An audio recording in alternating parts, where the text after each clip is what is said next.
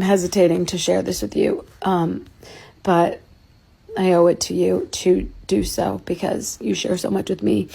And I today got this incredible honor to be able to ring the closing bell at NASDAQ, like a person who was broke into her late 30s, not knowing where her life would end, and have had my fair share of childhood challenges.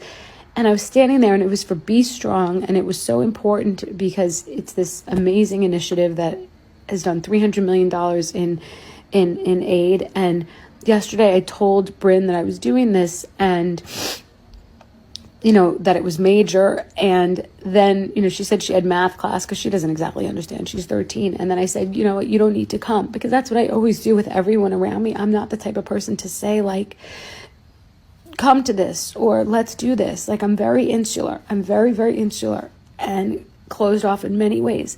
And I got there today, and the people couldn't have been nicer. It was such a nice experience. It was Times Square. There were billboards of me. Like, I was on that whole side of that building, and Bryn's name was there, and pictures everywhere. And it was honestly overwhelming. Like, it was amazing.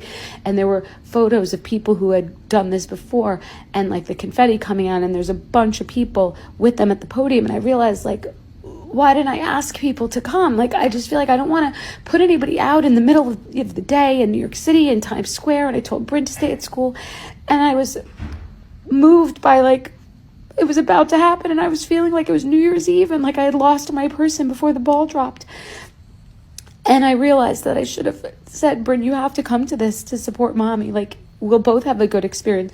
It ended up, she was crying because she realized when I sent her the pictures what she was missing, and she wanted to get there. She was trying to get there, and I was preoccupied in not being present in something that was so beautiful and spectacular. And I felt really, really lonely. I felt really alone. And I was just really upset with myself that I kind of tarnished something so beautiful by not stopping and smelling the roses and saying, this is important. You should be proud of yourself. You should want people to share this with you. But I just didn't want to impose on anyone. And I feel like we as women do that a lot. We strip ourselves. And we're always wanting to do things for everybody else.